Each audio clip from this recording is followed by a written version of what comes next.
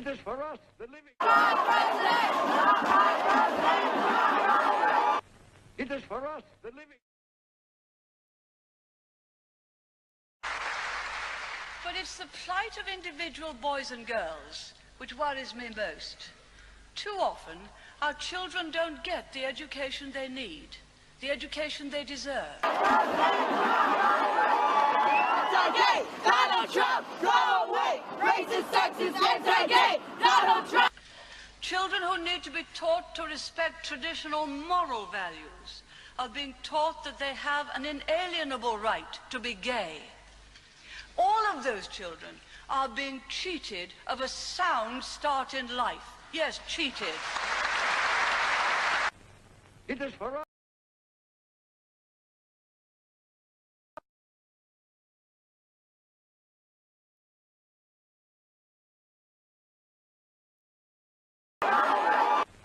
It is for us, the living.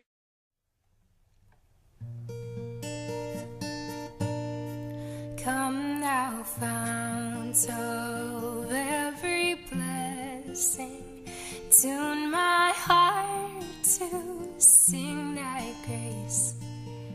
Streams of mercy never ceasing, call for songs of loudest praise. Teach me some melodious sonnet sung by flaming tongues above. Praise the mountain fixed upon it, mount of God's redeeming love.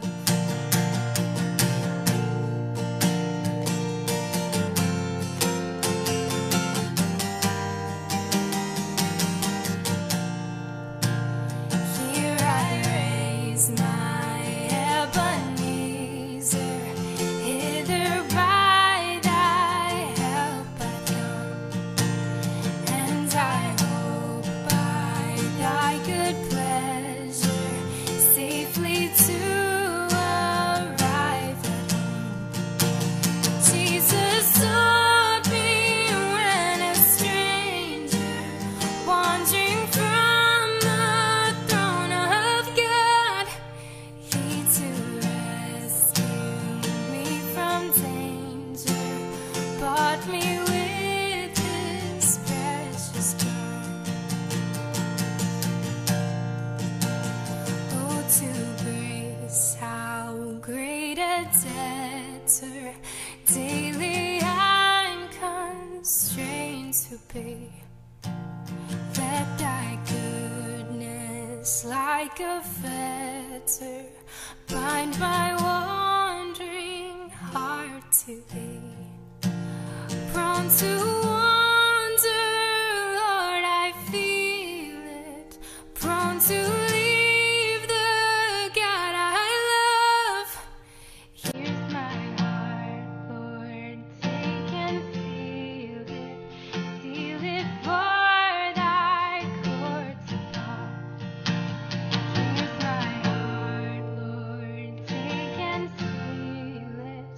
Seal it for thy courts above.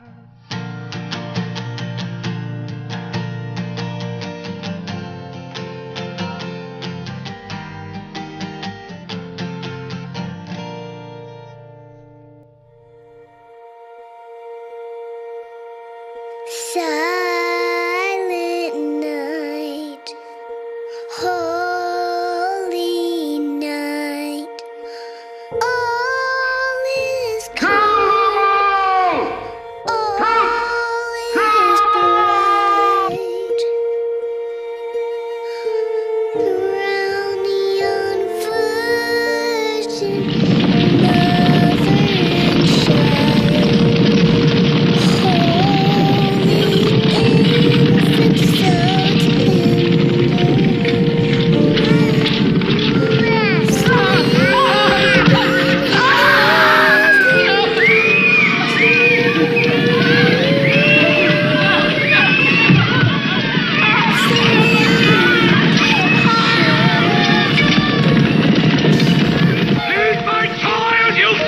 The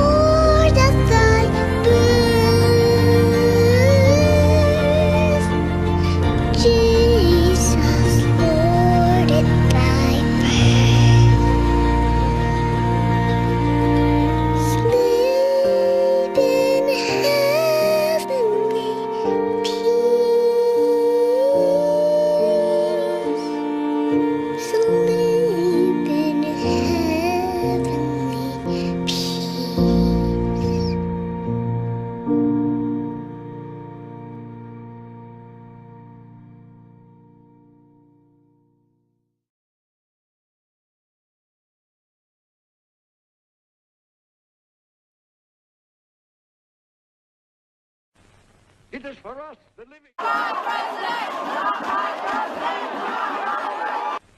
It is for us, the living.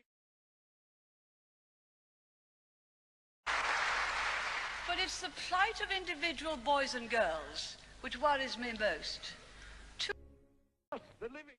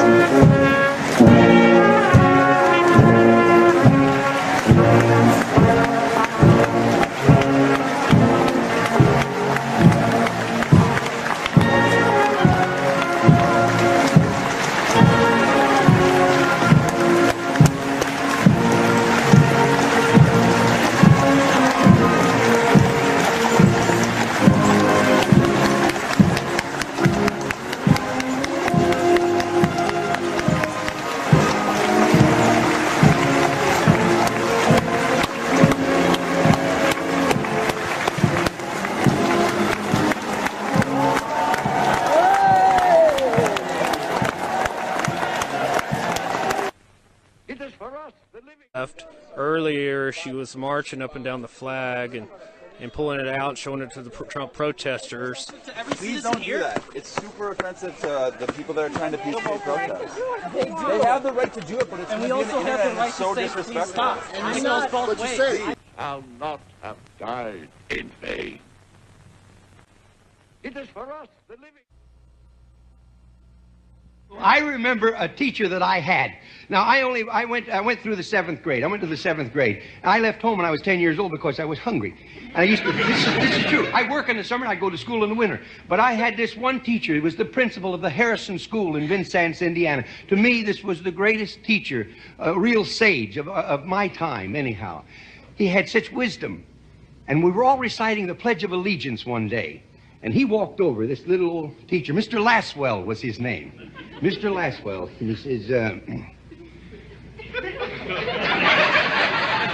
and he says, I've been listening to you boys and girls recite the Pledge of Allegiance all semester, and it seems as though it's becoming monotonous to you. If I may I recite it and try to explain to you the meaning of each word. I, me, an individual, a committee of one, pledge, dedicate all of my worldly goods to give without self-pity. Allegiance, my love and my devotion to the flag, our standard, Old Glory, a symbol of freedom.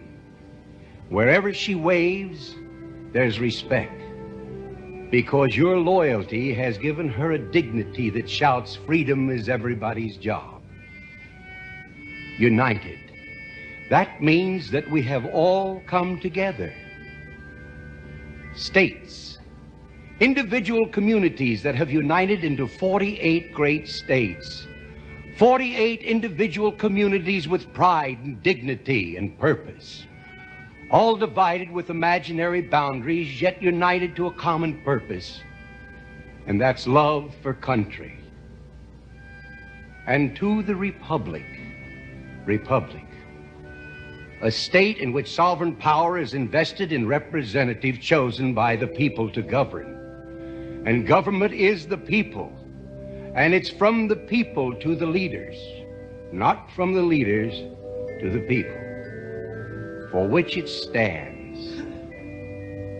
One nation, meaning so blessed by God, indivisible, incapable of being divided, with liberty, which is freedom, the right of power to live one's own life without threats, fear, or some sort of retaliation. And justice, the principle or qualities of dealing fairly with others. For all, which means, boys and girls, it's as much your country as it is mine. And now, boys and girls, let me hear you recite the Pledge of Allegiance. I pledge allegiance to the flag of the United States of America and to the republic for which it stands, one nation, indivisible, with liberty and justice for all. Since I was a small boy, 2 states have been added to our country, and 2 words have been added to the Pledge of Allegiance: under God. Wouldn't it be a pity if someone said that is a prayer and that would be eliminated from schools too?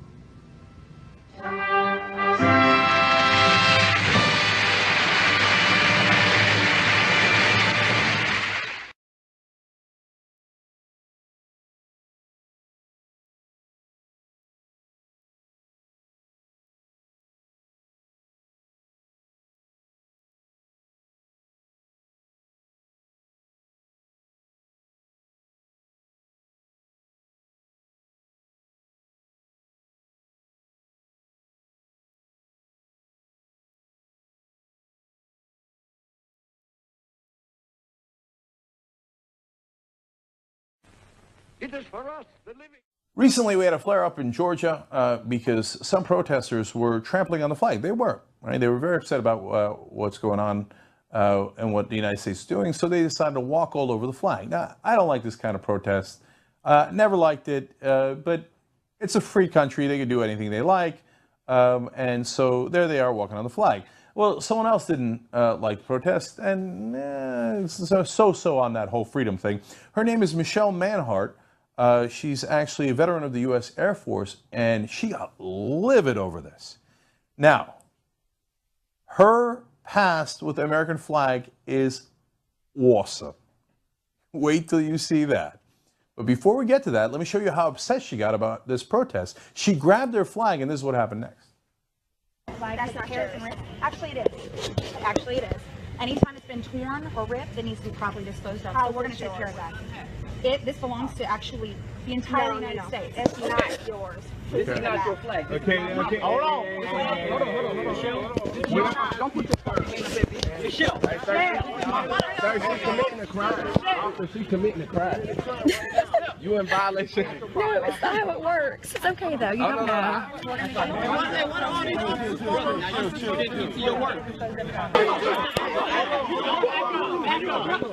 Okay, everybody back up.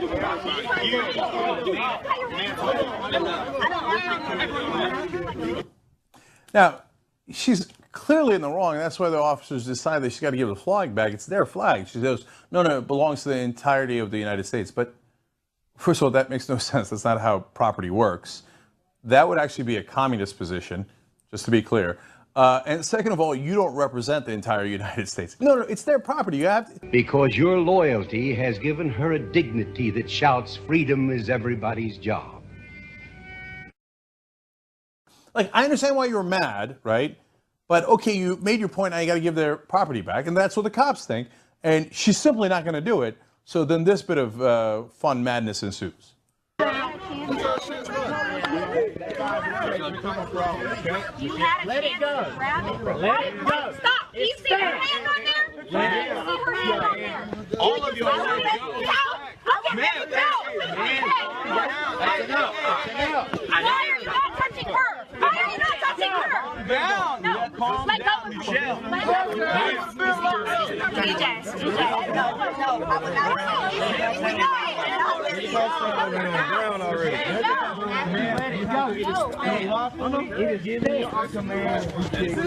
I'm sorry, what'd you say? We give you a lawful command to let go of this flag, man. It doesn't belong to you. It doesn't belong like this lady's really doing this right now. Man. She's resisting arrest. She's resisting arrest.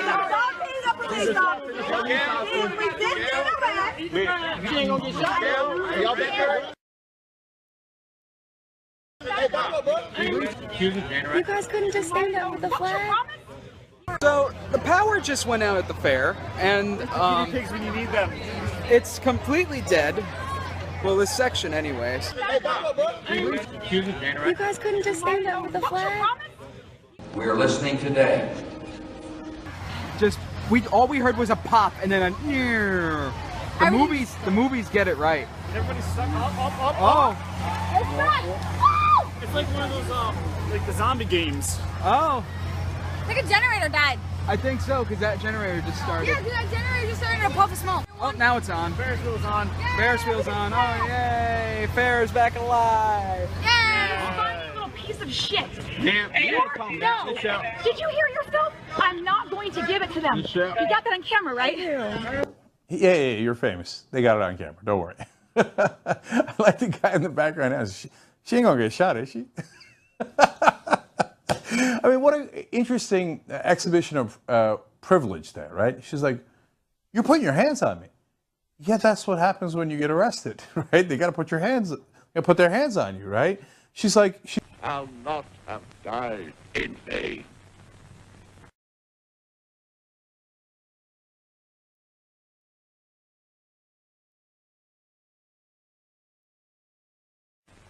It is for us, the living. Our streets! Our streets! Our streets! Our streets! Our streets! Our streets! Our streets! Our streets! Our streets!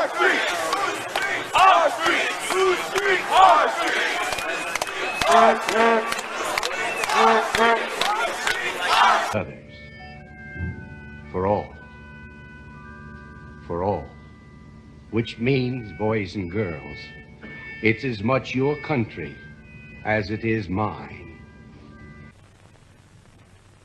The world will little note nor long remember what we say here, but it can never forget what they did here.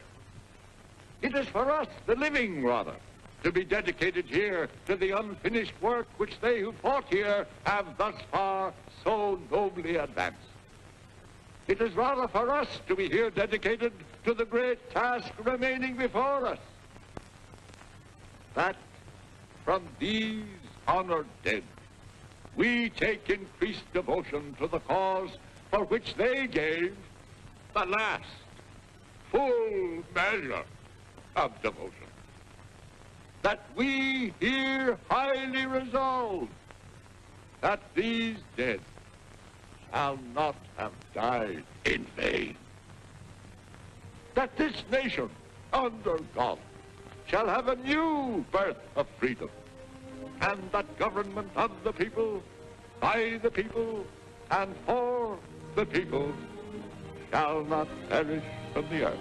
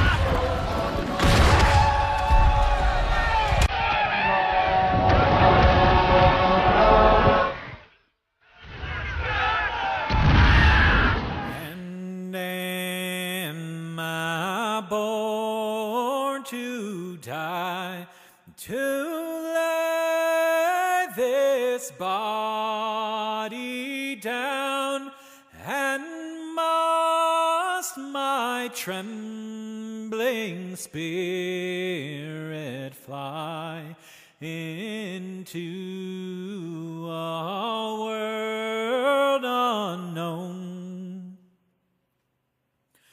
a land of deepest shade, unpierced by human thought, the dreary regions of the dead, where all things are forgot.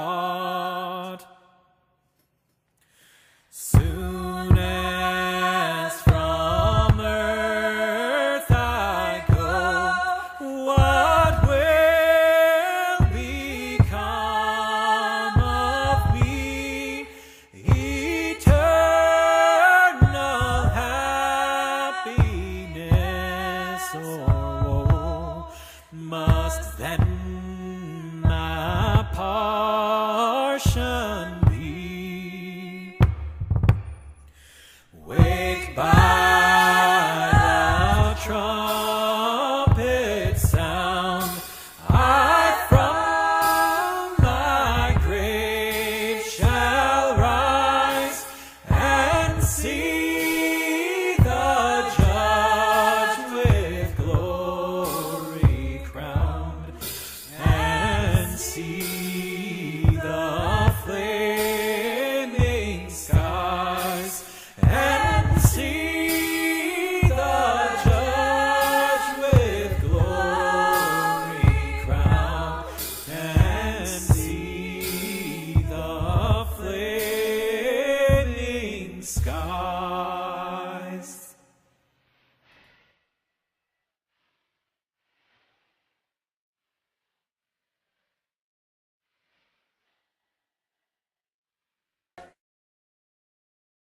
there is a God, and that he hates injustice and slavery.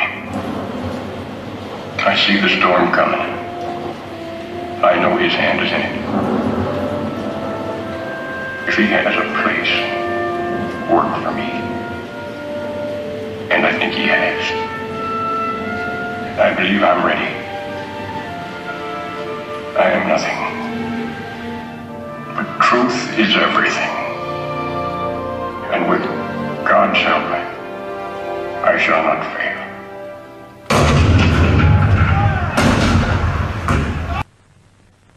That this nation, under God, shall have a new birth of freedom, and that government of the people, by the people, and for the people, shall not perish from the earth. Looking like it's going to be an excellent week weather-wise for this big homestand. Dodgers and Cardinals, and the lights are going out, and the ball going out.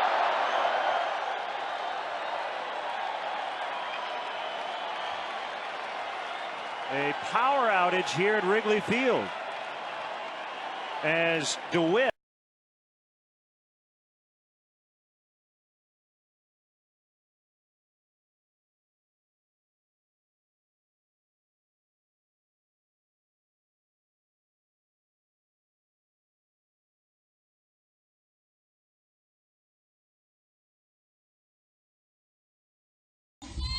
we, at the beginning of our time of fellowship together, should go to the Lord and invoke his blessing, also his wisdom, his patience, and understanding.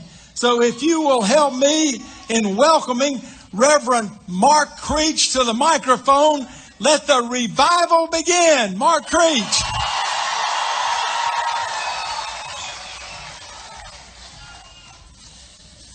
Let's pray together. Our gracious God, just as our state's Constitution says in its preamble, we are grateful to you, the sovereign ruler of nations, for the preservation of the American Union and the existence of our civil, political, and religious liberties. We acknowledge our dependence upon you for the continuance of these blessings to us and our posterity.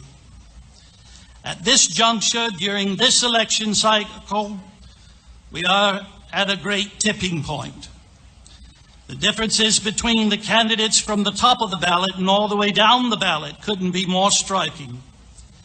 We will choose between those who represent different answers to questions of fundamental moral and political import.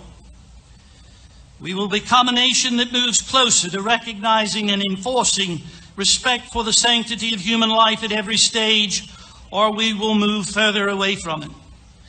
We will protect and preserve the First and Second Amendments, or we will possibly render them null and void by the misguided notions of political correctness. We will be a nation of borders, or we will undermine our own sovereignty by failing to deal effectively with the issue of illegal immigration. Justices will be appointed to our courts that interpret our Constitution according to the fixed meaning given to it by our founders, or we will have justices that impose whatever the legal profession deems or cultural elites decree for us. We will uphold the eternal verity that the rights of the individual are unalienable, meaning given to us by God, which no government has the right to infringe upon, or the erroneous view that the state gives us our rights will become more and more pervasive. We will remain a people of common sense, or we will support policies like men in women's restrooms, locker rooms, and showers. Lord, may we not fail to recognize the urgency of our choices at this moment in history. What will be decided on November the 8th could not only set the course for the rest of our lives, but also that of our children and grandchildren for many years to come. It may even decide whether we can keep the republic handed down to us by our forefathers and defended in blood. Here in this place today, we rally in support of those who are not without their flaws, but we trust our patriots. We pray that they will be candidates who are just as concerned with finding favor with you as they are about finding favor with the electorate. We pray that they would walk in truth, that your power and might rest upon them. And if they indeed do walk upright before you, we ask that your providence would exalt them to positions whereby your blessings may flow through them to our land. Grant us now your presence.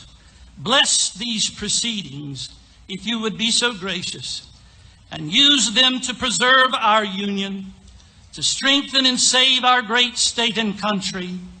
Use them that we might truly be one nation under God, indivisible, with liberty and justice for all. In Christ's name, amen.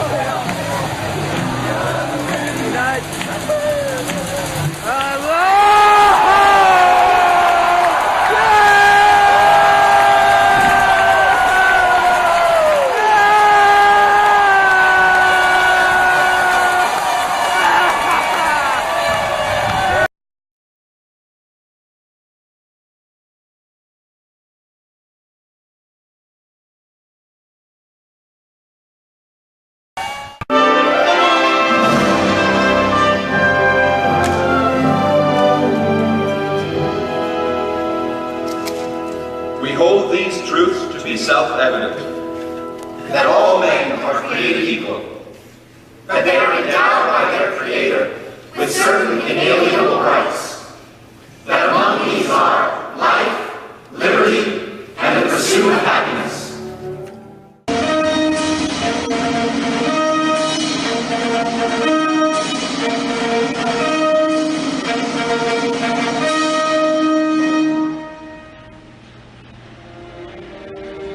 In this hall of presidents, we look upon a mirror of ourselves, the leaders we have chosen to safeguard our rights and our ideas, to imagine the future and to embrace its challenges. Ladies and gentlemen, the presidents of the United States. George Washington, John Adams, Thomas Jefferson, James Madison, James Monroe, John Quincy Adams, Andrew Jackson,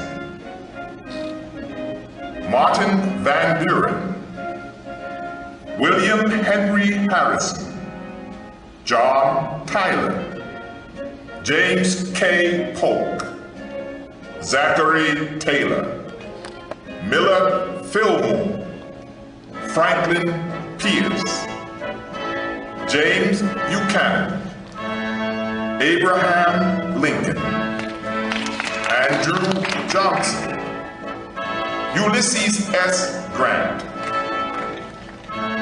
Rutherford B. Hayes, James A. Garfield, Chester A. Arthur, Grover Cleveland, Benjamin Harrison, William McKinley, Theodore Roosevelt, William H. Taft, Woodrow Wilson, Warren G. Harding, Calvin Coolidge, Herbert Hoover, Franklin D. Roosevelt, Harry S. Truman, Dwight D. Eisenhower, John F. Kennedy, Lyndon B. Johnson, Richard M. Nixon, Gerald R. Ford, Jimmy Carter, Ronald Reagan, George Bush, Bill Clinton, and the current President of the United States, George W. Bush.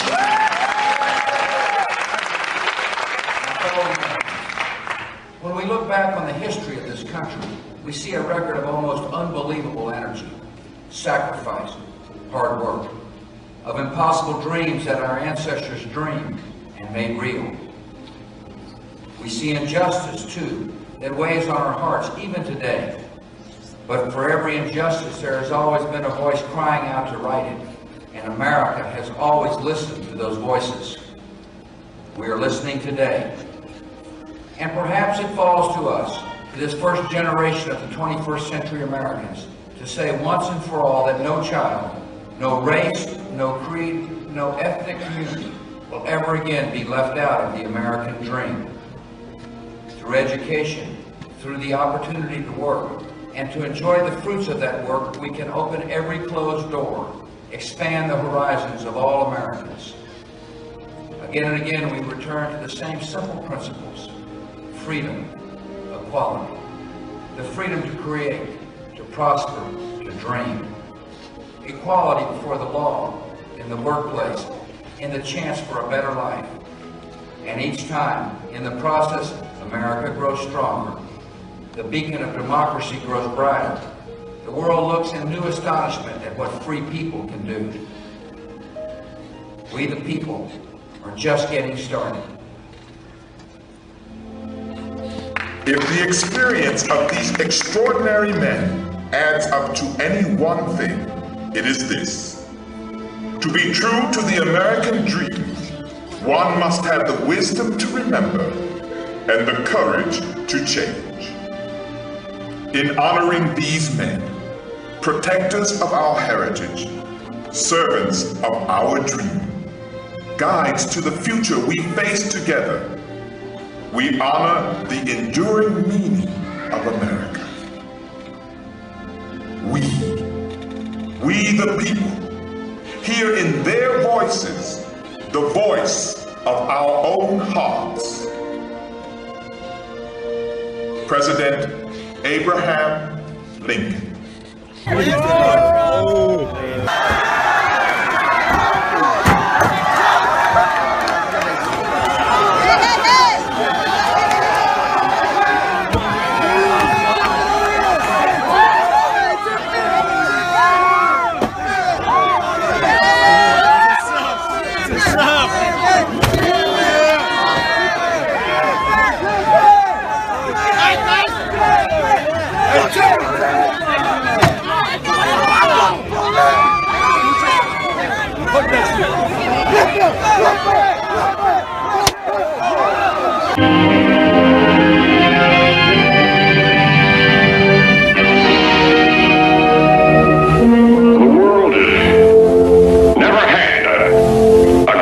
Definition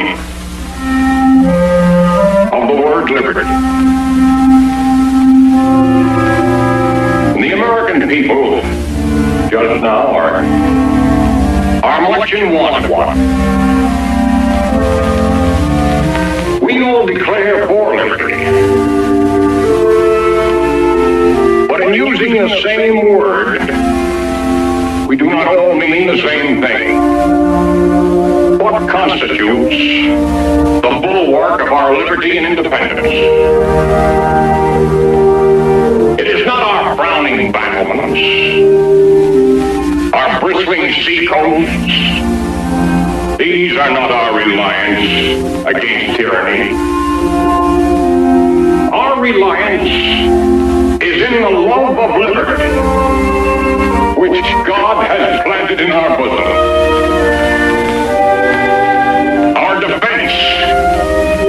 The preservation of the spirit which prizes liberty as the heritage of all men, in all lands, everywhere.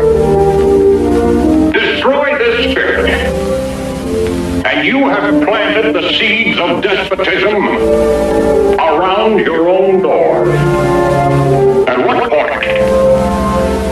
shall we expect the approach of danger? By what means shall we fortify against it? Shall we expect some transatlantic military giant to step the ocean and crush us at a blow?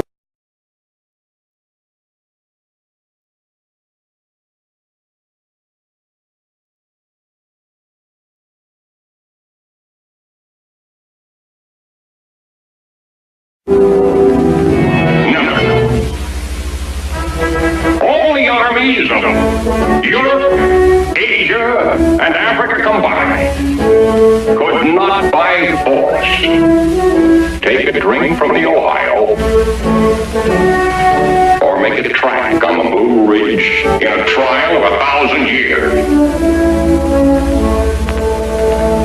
At what point, then,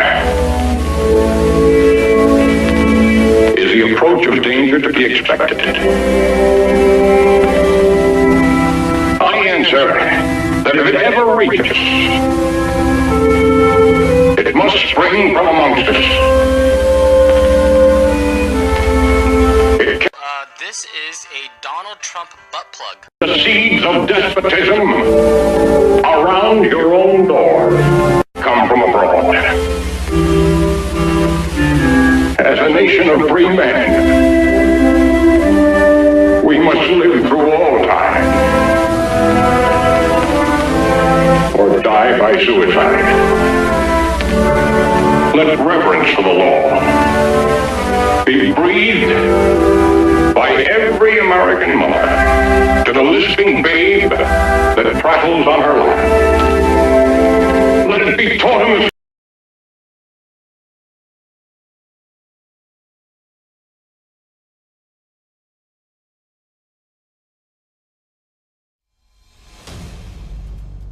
That's your blood. Now take your out, bro. Cut out. Take your foot off. Cut no.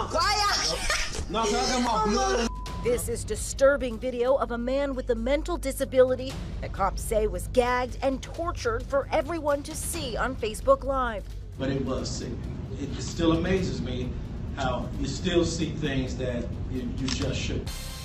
Chicago police say 4 teenagers, 2 women and 2 men whose names have not yet been released, are responsible. The man, who is an acquaintance of one of the suspects, was reported missing and believed to be with them for 24 to 48 hours, according to police. It's quite a possibility it is a kidnapping, and that's certainly one of the charges we'll be seeking if it turns out to be that. Cops believe the victim was eventually let go. An officer saw him outside wearing shorts and looking disoriented. Smack his ass again. Smack him again. Smack like a little girl, boy. You gotta give him that pimp smack, shorty. Investigators are looking into whether this violence, recorded for 30 minutes, now taken off social media, was a hate crime. One of the suspects can be heard screaming this. Donald Trump. White people, boy. The victim was taken to the hospital and has been released, though cops say he's traumatized. Charges are expected soon. For InsideEdition.com, I'm Lee Sheps. Let reverence for the law be breathed by every American mother to the lisping babe that prattles on her lap. Let it be taught in the schools, in the seminaries, and in the colleges. Let it be written in primers, in spelling books and almanacs. And in short, let it become the political religion of the nation. And let the old and the young, the rich and the poor, the grave and the gay, of all sexes and tongues and colors and conditions, sacrifice unceasingly at its altar. And let us strive to deserve, as far as mortals may, the continued care of divine providence, trusting that in future national emergencies, He will not fail to provide us the instruments of safety and security. Let us have faith that right makes right, and in that faith, let us to the end dare to do our duty as we understand it.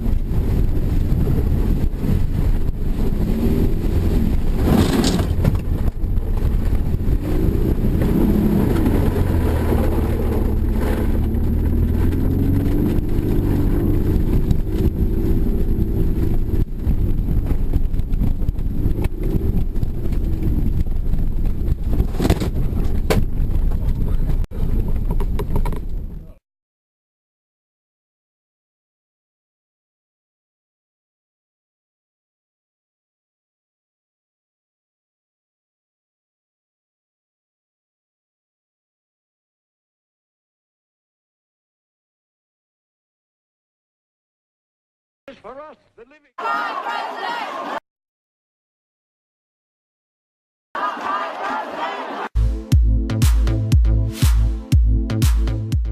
Tragedy struck the family of Jennifer Hudson in October 2008 when her mother and brother were murdered, whereupon the Oscar-winning actress returned home to Chicago and took a room at the Trump International Hotel Tower.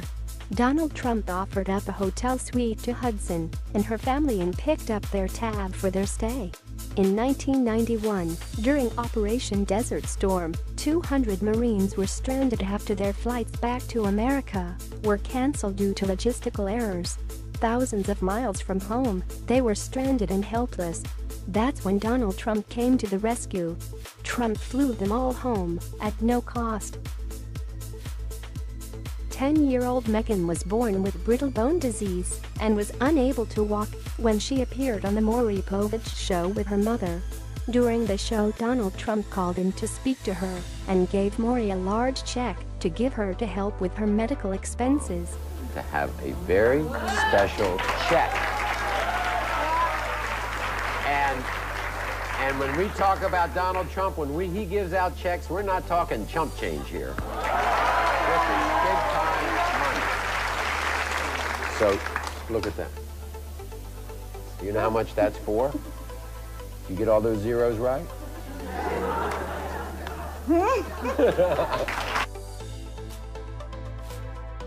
In 1991, Donald Trump got out of his limo to stop a man who was savagely beating another man with a baseball bat.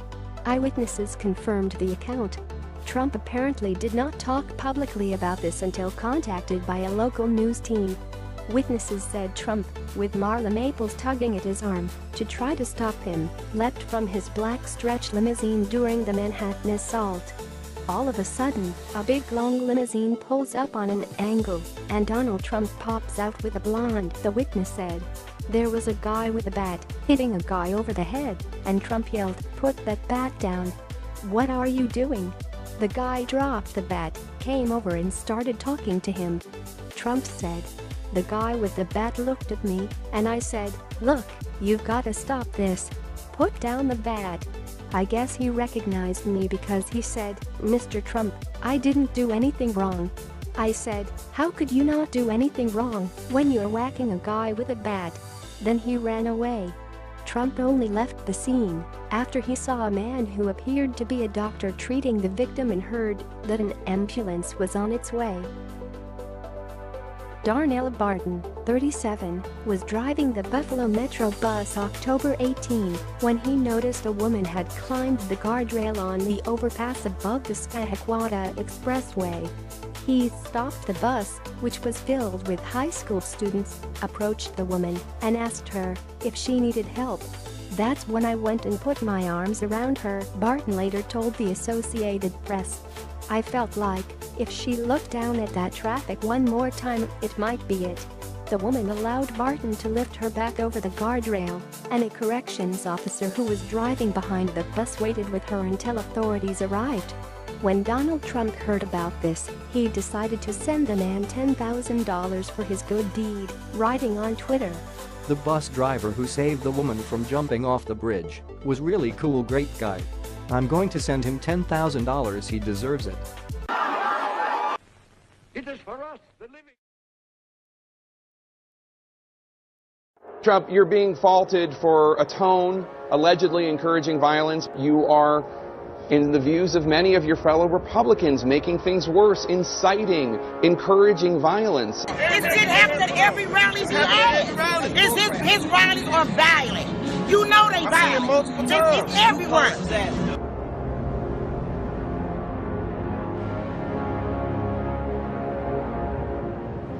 Before I left, my lovely 20-foot flagpole was flying proudly in the air with the American flag and my big Trump flag. Police told me it looked like somebody had cut it with a metal saw. That was upsetting to me, because I really thought that we lived in a country that we had freedom of speech. Families say they were targeted for their political views. Their street was spray painted with all sorts of foul language. She woke up to the word Nazi and KKK, slandering Trump and his following. It's not just a violation to me, it's a violation to everyone. It's a violation to everyone that believes in their civil liberties. Been getting death threats and has seen her house vandalized because of her support for Donald Trump. I didn't do anything to anybody other than put a few Trump signs in my yard, which I'm entitled to do. Then I had this one motorcyclist, when I was out, he rides by and he says, "You're gonna die." This is an attempt to shut down free speech. These presidential activities are part of our democratic process. The people who showed up in Chicago had every right under the Constitution to participate in this election process, and they were denied. Who's at fault here? Who provoked the incident? The answer is obvious. Far-left agitators who do not believe in freedom of speech drove a situation that could have become violent. But the national media almost immediately spun the story, demonizing Donald Trump and his supporters, blaming the incident on inflammatory rhetoric and racist thought. You have this entire movement of fascism which is saying, if you don't agree with me, I'm going to shut up your right to speak, I'm going to intimidate you, I'm going to bully you, and they're terrified of Trump because he seems to be strong enough and dynamic enough to take him head on. Mr. Trump just arrived in Chicago and after meeting with law enforcement has determined that for the safety of all the tens of thousands of people that have gathered in and around the arena, tonight's rally will be postponed until another day. Thank you very much for your attendance, and please go in peace. We shall sit down. We shall sit down. We shall sit down. We shall sit down. We shall sit down. We shall sit down. Nobody delights in this. This is a very sad scene that we're seeing. This is supposed to be American democracy in action. Instead, what we're seeing is just total chaos. These are rebellions, and they're brought on by riot starters who show up at these things to create chaos. This is a threat to ordered liberty in the United States of America. These are anarchists. They advocate violence and chaos in the name of virtue, so you can't amp it down. Look, the people who show up at the Trump rallies or anybody else's rally, they're not asking for trouble. They didn't start this stuff. They're not advocating for violence, and I'm not either. But I'm not going to back down, and I don't expect them to back down either. For people to blame this on Donald Trump is way out of bounds. Why you gotta call everybody racist? You fucked your friend, man. You fucked your uncle. Oh, yeah. You hey, that sounds You intellectual piece of shit. You intellectual piece of shit. It's racist, like Look at some of the rhetoric and the language used by Mrs. Bill Clinton and Bernie Sanders at their rallies and at their debates, how they attack the police. They stoke up racial animosity. The President of the United States is the one that created this division.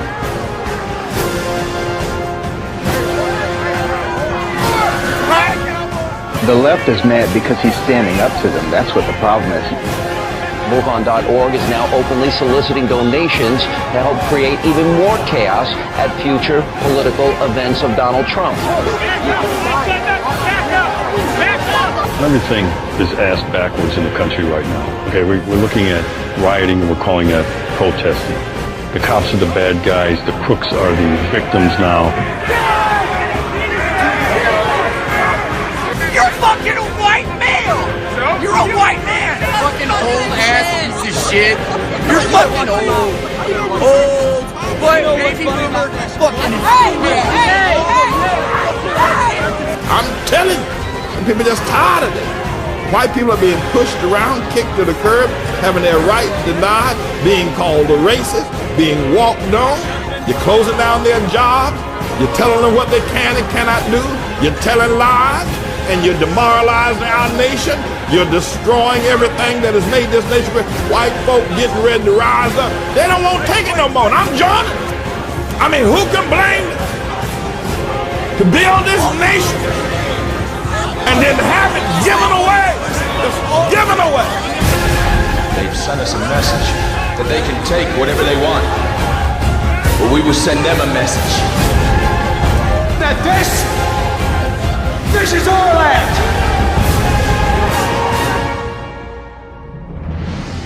Don't back down to these bullies and these goons. Have your voice heard as well. The numbers are on your side. I've never said I'm a perfect person, nor pretended to be someone that I'm not.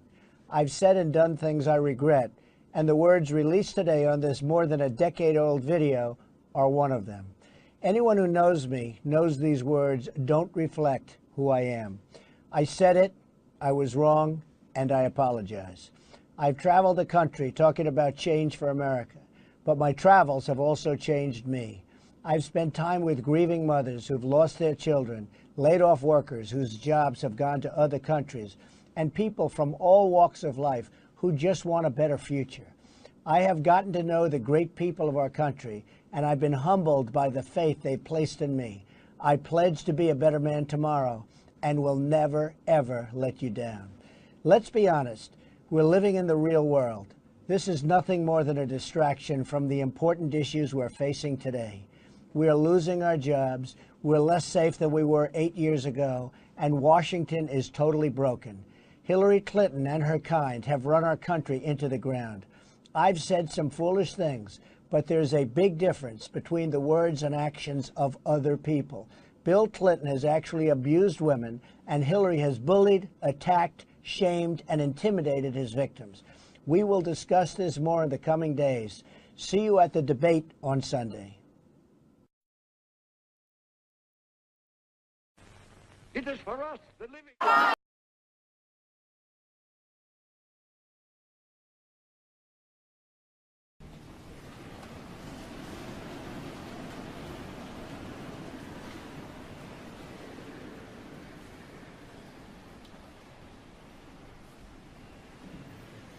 Finally, my brethren, be strong in the Lord and in the power of his might.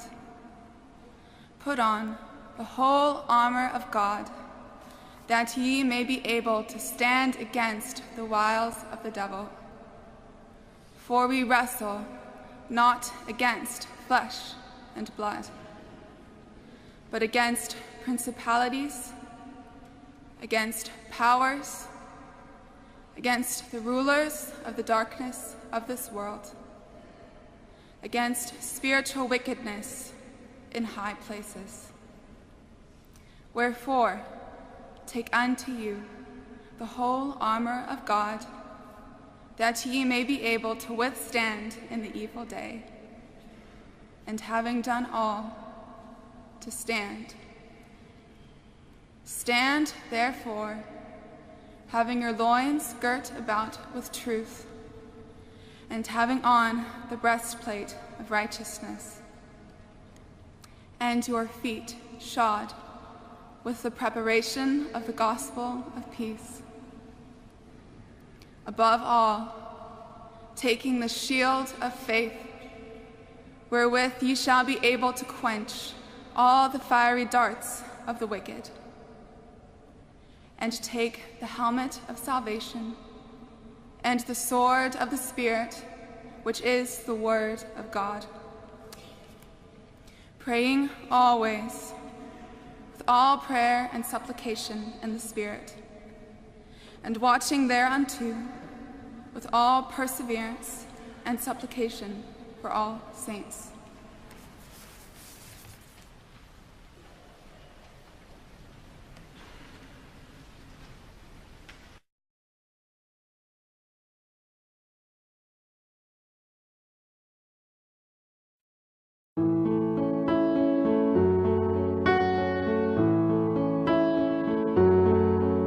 I've heard about this baby boy who's come to earth to bring us joy, and I just wanna sing this song to you. It goes like this: the fourth, the fifth, the minor fall, the major lift. With every breath I'm singing hallelujah, hallelujah, hallelujah, hallelujah, hallelujah.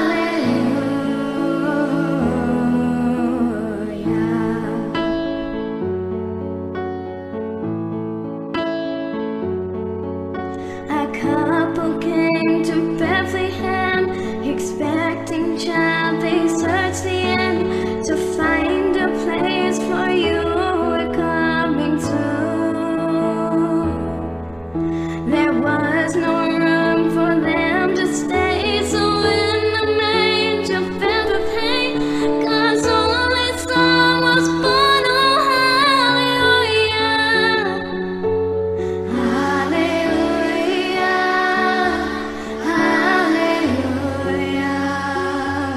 hallelujah.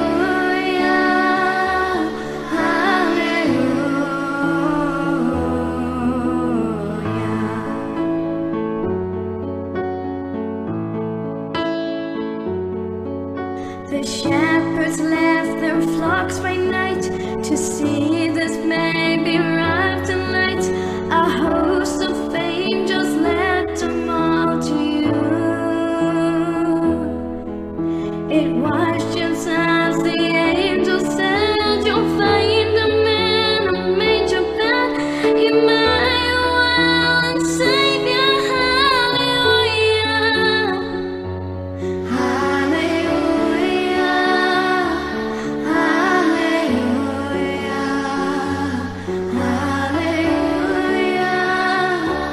hallelujah.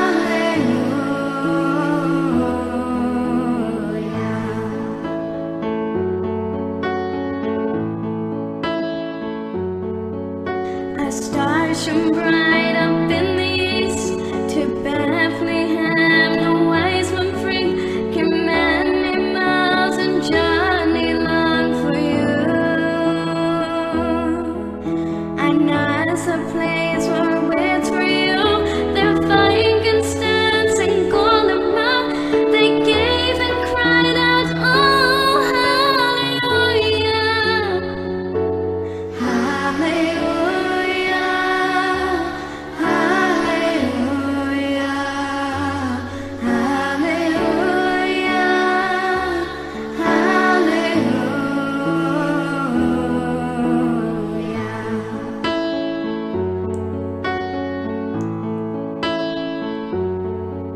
I know you came to rescue me, this baby boy who would grow to be a man who one day died for me and you. My sins were dry, the nails in you, that rugged cross was my cross too. Still every breath was true, was hallelujah,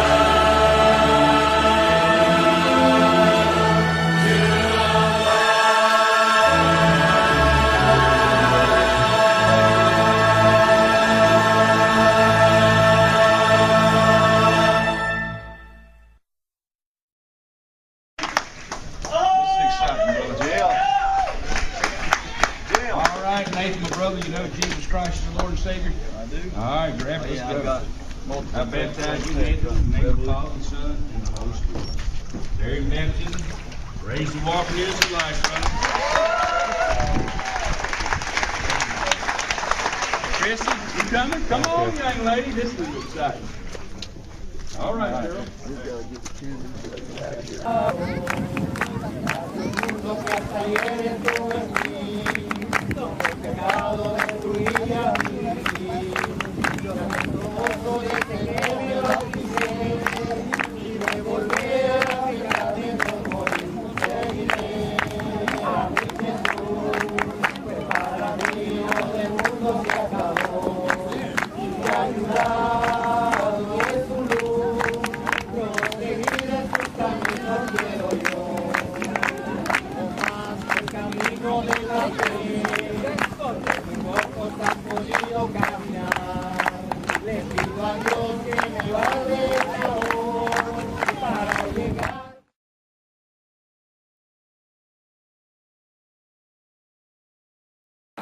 Let's fire it up!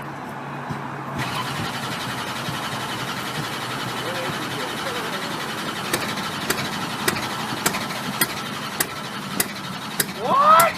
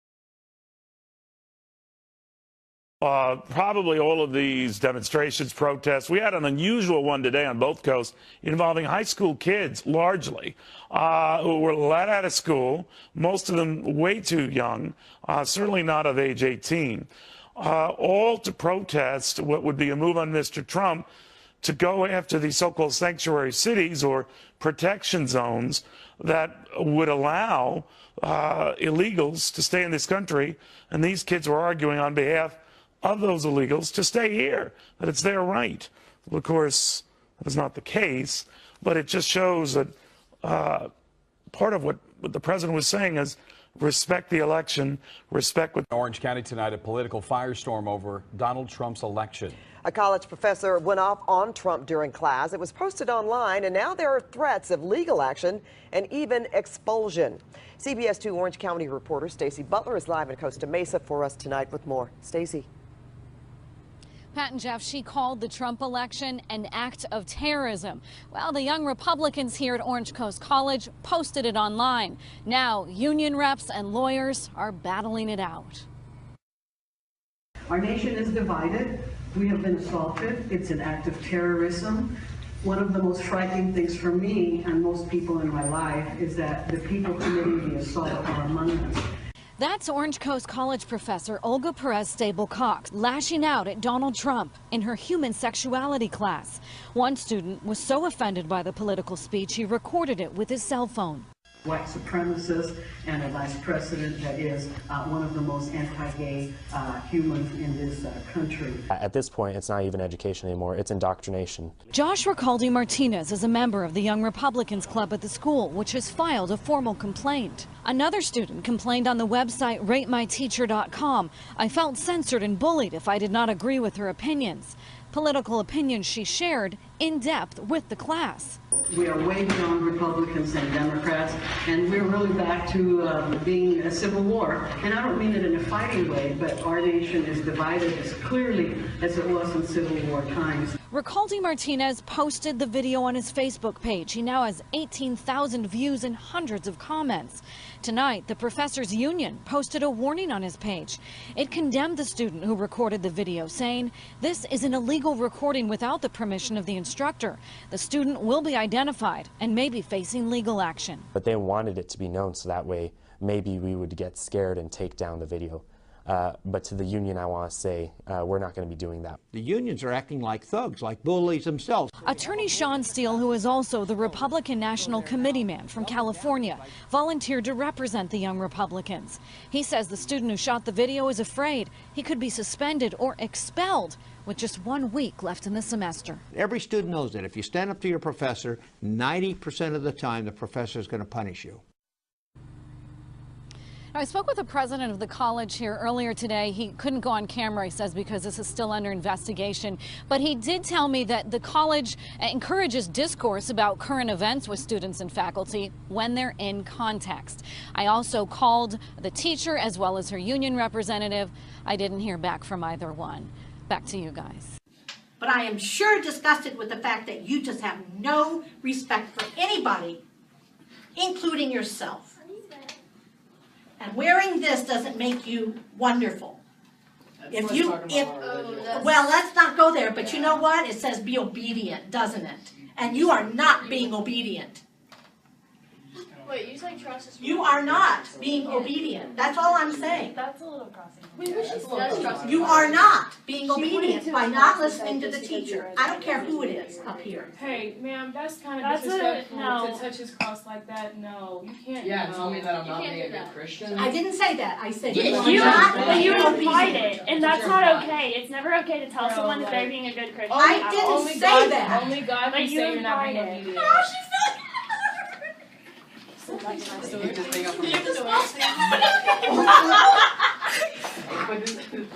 Donald Trump.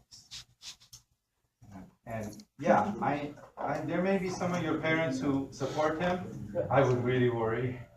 But yeah, to the extent that what he says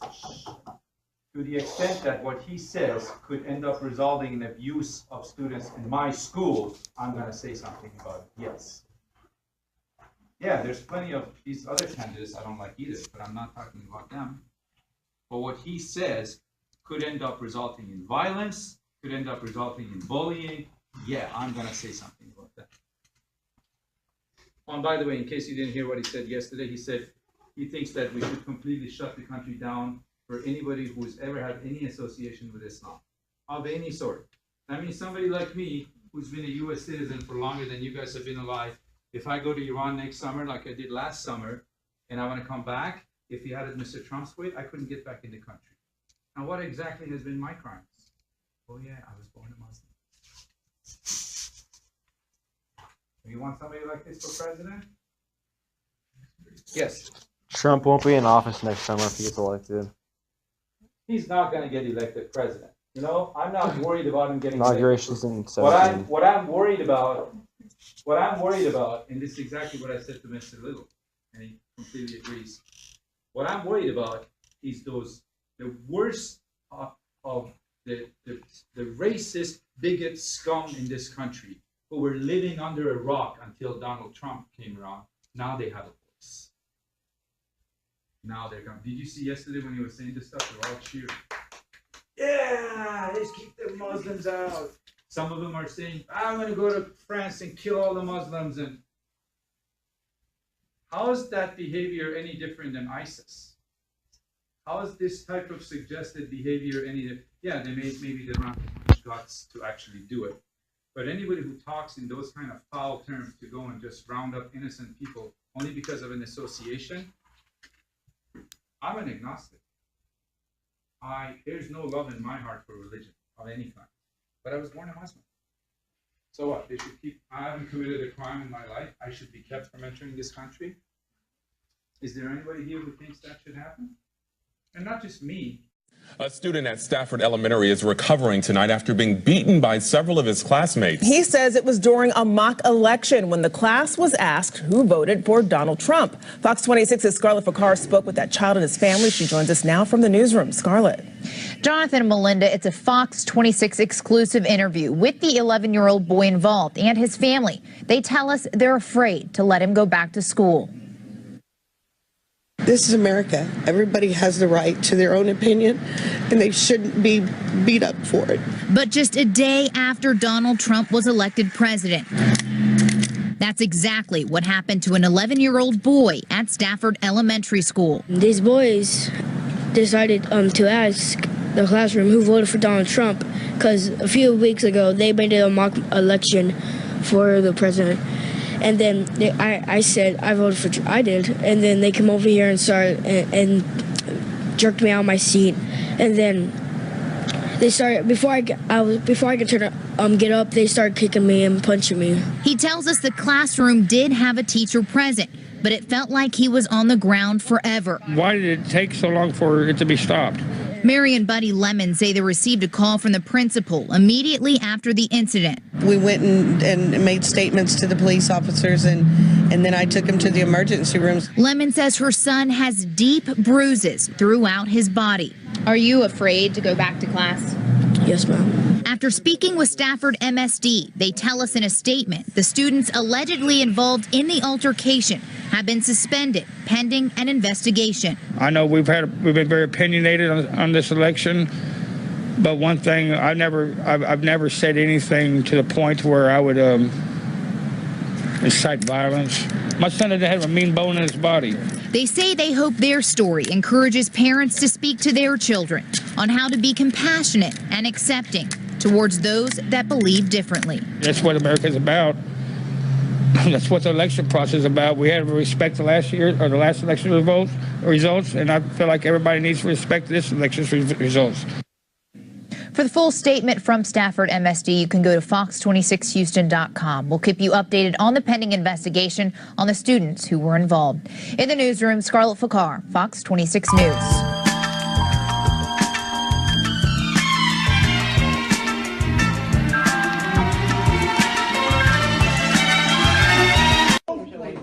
About this to whoever you want.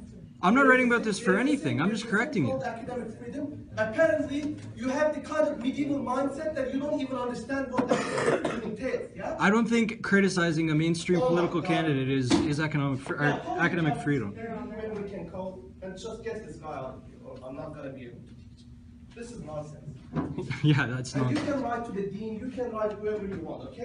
I'm not writing to anybody. This is ridiculous. Or I'm giving you the option. If you want to stay in this class and this is not going to play against you, just stay here and follow the rules. Don't make up things, okay? And don't claim that I don't have the right to criticize Donald Trump, because I can criticize any human being in this class. You said the only people that don't understand this are the people like Donald Trump. Yes, he did, and he has every right to say that. That doesn't imply that he's stupid. That implies that he's not listening to the data that's on the screen, that he doesn't understand that data. That does not imply that he's stupid. That does not imply he's unintelligent. He even said privately he may support this and understand. He said publicly he's not supporting this. Okay, that's it. He did not question his intelligence at all.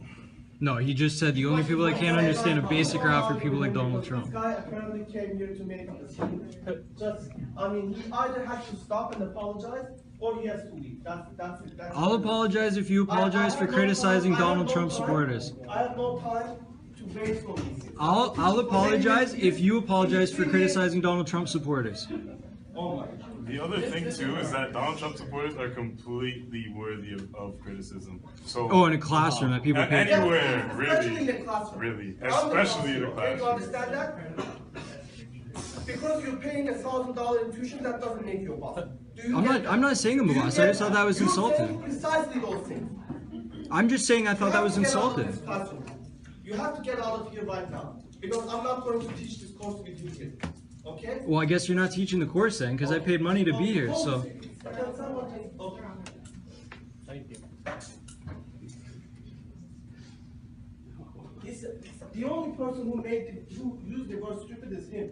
He said that I was stupid for sharing the data and not understanding it, that he was more qualified. That alone is enough for me to get rid of you. Because there's a thing You just called said you're not academic qualified to integrity, teach okay? that. There's a thing called academic integrity. What does academic integrity have to do with this? I'm the teacher. Yeah, you are the teacher, so you should be professional enough not to insult a whole group of people. It's not about not liking you.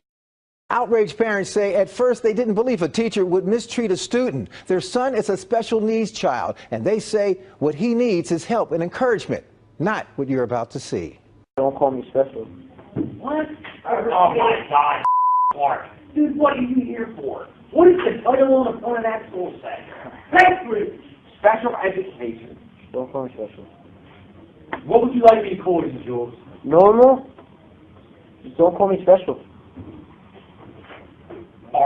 In Sewell, New Jersey, a Bank Bridge Regional High School special needs teacher caught on camera by one of his students. Nobody gives a 15-year-old Julio Artus says nearly every day his teacher bullied him right in front of his classmates.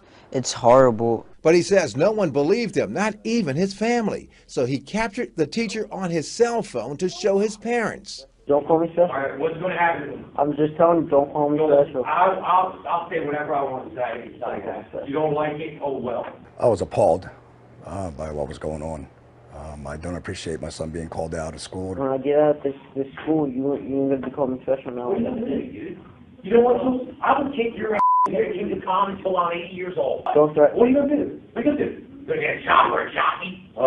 Like I'm scared. You said when you get out of school, you're going to do something. What are you going to do? I didn't. What are you going to do? Get in my face. You didn't say that? You didn't say when you get out of school, you're going to do something? I didn't know. I said when I get out of this school, what you going to say then? What? When I get out of this school. When you get out of this school, I'll be right there. You tell me where you are, and I'll call you. I said when I get out of this school back to this. There ain't going to be a stinking when thing I get back to this. There ain't going to be nothing you're going to do. There ain't going to be nothing you're going to ever do. How does it make you feel, though, inside? I mean, do you feel bad about yourself, or? It makes me feel like I'm trash. You ain't going to do a thing.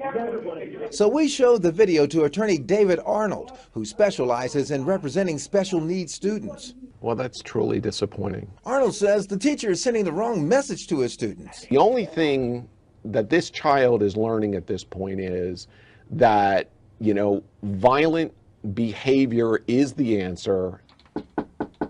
I went to the teacher's home for comment. I saw a man walk past the door and heard him talking as though he was on the phone, but no one answered the door. Perry Hairston over at Channel 10. Could you give us a call, please? And no one returned my calls to the home. School officials wouldn't go on camera, but the school did issue this statement. In part, it reads, quote, "This incident is under investigation. The school district takes all bullying allegations seriously." It goes on to read, "The teacher is on paid administrative leave pending the outcome of the investigation." Who cares? Are you special? No. Nobody, dude. Julio's father says he did meet with the teacher at school. He was trying to tell me that this was a way of him motivating his students. You need to take a little responsibility for yourself, Julio, and start trying to learn yourself, instead of me constantly telling you the answers. But Julio's father says moments later, the teacher gave him a different excuse. Basically, he just said that he was sorry, that he didn't really mean what he said, that he was having a hard time at home with his wife. But Julio's father says there is no excuse for this. What would you like me to call you, Jules? Normal? Just don't call me special. School officials say the teacher remains on administrative leave pending Board of Education action this coming Wednesday. Of course, the NBC 10 investigators will stay on top of the story and bring you the latest. For the investigators, Harry Hairston, NBC 10 News. This is cell phone video shot by students during a class at Kopachuk Middle School last February. We got a copy from an attorney but agreed not to show the kids' faces. She is representing the 13-year-old boy on the floor covered up by chairs. It was a teacher-led bullying incident of epic proportions. Joan Mell not revealing the boy's name or the name of his family, but But she says they're all traumatized by what happened under the classroom supervision of teacher John Rossi. The teacher poked him in the belly. The teacher turned around and put his bottom up in his face and said he felt gassy. Hey, and by the way, I'm feeling kind of gassy. He had a pillow placed on his face where he couldn't breathe for several seconds. He had his own socks shoved into his mouth. The Peninsula School District says it got a look at those videos right after the incident. I was horrified by what I saw. And acted quickly. We immediately placed the teacher on leave. After an internal investigation, Rossi was suspended for 10 days, reassigned as a substitute teacher for the rest of the school year, given new classroom management training, and assigned to a different middle school this fall. We took what we think is pretty significant disciplinary action against the teacher. We were not able to contact the teacher by phone, but in a letter written to the district, John Rossi apologized after the incident, explaining he didn't view the incident as, quote, anything more than harmless childhood horseplay. But the boy's attorney says the teen hasn't been able to return to class after the incident, has switched schools, and required psychiatric therapy. It wasn't horseplay because there was no play going on. This incident happened earlier this year, and it's still an open investigation. Pierce County Sheriff's Department said they interviewed the victim. They're still waiting to get information from the school's investigation, though, Randy. So there's a lot of questions here as to why this wasn't immediately reported to the sheriff's office by the school. The superintendent, though, did say that Rosie was interviewed immediately after the incident. Disciplinary action was taken. A third party was brought in to investigate. He was brought back into the school system and put on as a roving substitute teacher, and that's how he finished out the school year. He's back on administrative leave now. Is he? So he's still under investigation, right? It's still an open investigation. Okay. Transmission begins. 5, 4, 3, 2, 1. This is the Josh Tolley Show on the GCN Radio Network. So the teachers in San Francisco, there's a little bit of a situation here. San Francisco Teachers Union provides anti-Trump curriculum. And what is this anti-Trump curriculum? Well, you don't tell them that we lost. Yeah, their plan is to lie to the kids. The United Educators of San Francisco, the union that represents the teachers in the public schools, released a controversial guide Wednesday on teaching public school children about Donald Trump's victory over Hillary Clinton in the recent election. The guide, called the Lesson Plan on the November 2016 election, that's a great original name, informs teachers that a racist and sexist man has now become the president of our country by pandering to a huge racist and sexist base. What? Think about that. The plan is to tell children that a racist, sexist, which of course would have been Hillary Clinton, if we're just being honest, but saying a racist, sexist man has become president of our country by pandering to a huge racist and sexist base, because if you're not a racist, they think you would have voted for Hillary. If you're not a sexist, you would have voted for Hillary. Even though Hillary was the one that got that elusive KKK endorsement. It's interesting how, people are like, oh, David Duke endorsed Donald Trump. David Duke endorsed Donald Trump. And he's an ex-KKK guy. Meanwhile, the Grand Dragon actually endorsed Hillary. And Hillary, of course, has been friends and endorsed KKK members. So, whatever. Anyway, the article continues. In fact, the lesson plan urges teachers not to tell the students that Hillary Clinton lost the election. Quote, do not, in big capital letters, tell them that we lost and that we have to accept this. We do not have to accept anything except that we must and will fight for justice against this unjust system and against these unjust people. Yeah. So that's the San Francisco Teachers Union's plan on how to deal with Trump. The guide also recommends that teachers allow students to use profanity when expressing their feelings about this election. You would too if you had to suffer under the constructs of white supremacy and experience sexism and any ism or lack of privilege, says the Teachers Union. Wow, these people are nuts. The Associated Press reports that the union posted the plan on its website and distributed via email newsletter to more than 6,000 of its members. The school district has more than 57,000 young students that they're influencing on a daily basis. The school district refused to condemn the plan. Wait, no. Let's say that again. The school district refused to condemn the plan.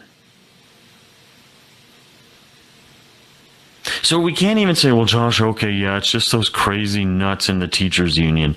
Those people are always coming up with terrible things to corrupt our youth and to destroy America. But it's just the union. It's not like the people who actually run the show are going to let them do it. Nope, school district will let them do it.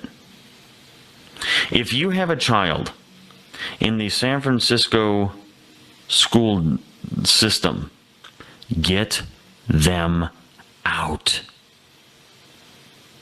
Get them out. These teachers are promoting hate.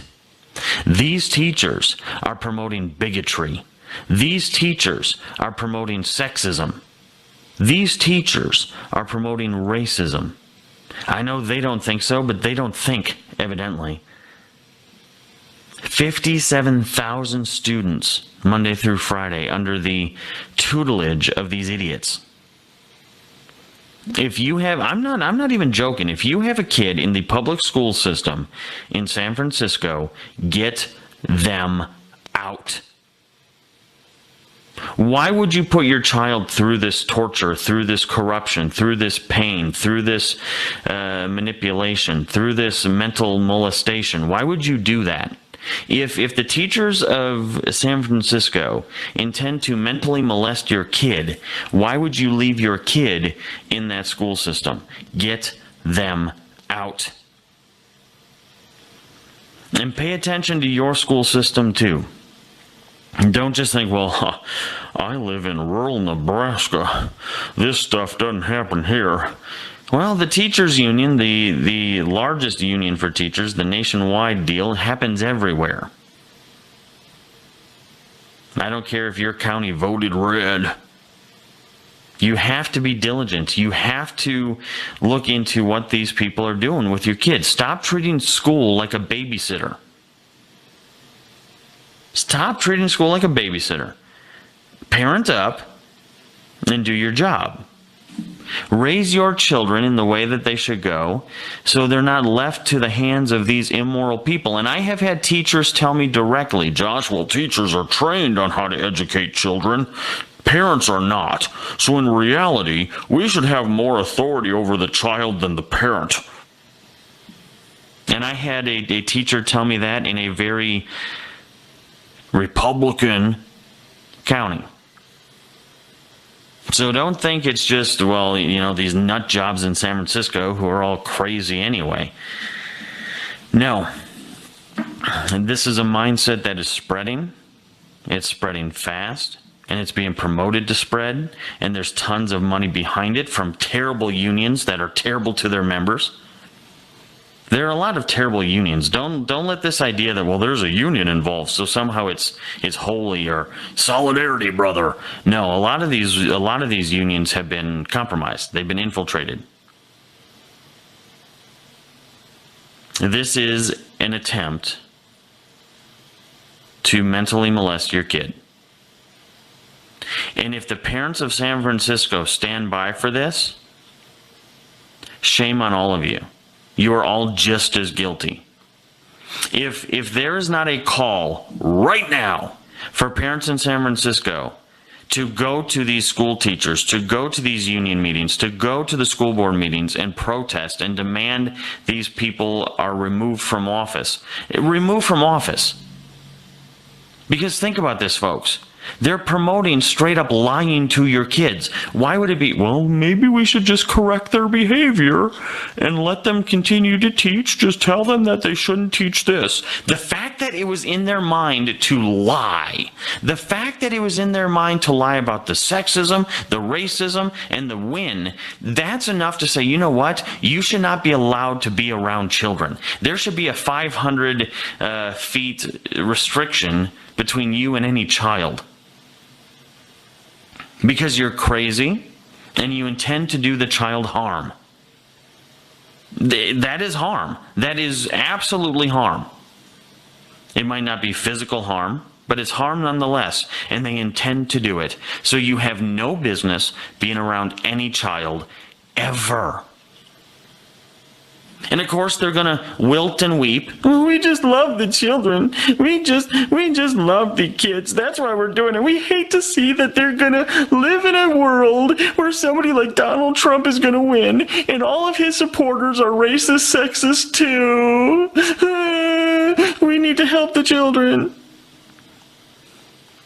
Folks, this is why we have to stop being an emotional driven country. We have to be a logical driven country that then knows where to pour its emotion. And if we don't figure that out real fast, and I mean real fast, this country is going to die, regardless of who's in the White House. Regardless. So make sure you do the right thing today. Get your kids out of public schools. Get them back where they're supposed to be, becoming educated, social children. We've covered that on a...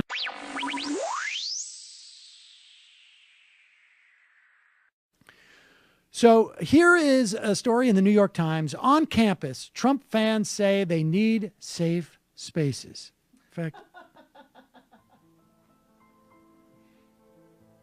Amanda D. I'm not going to use her last name, even though the Times has, because I'm so worried about her facing possible criticism.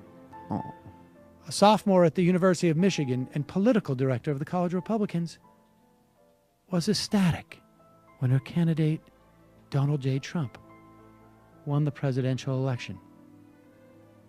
But her mood of celebration quickly faded when students held an evening vigil on campus to mourn the results. And her biology teacher suspended class on the assumption, Miss D said, that students would be too upset to focus. Let's talk about that for a moment.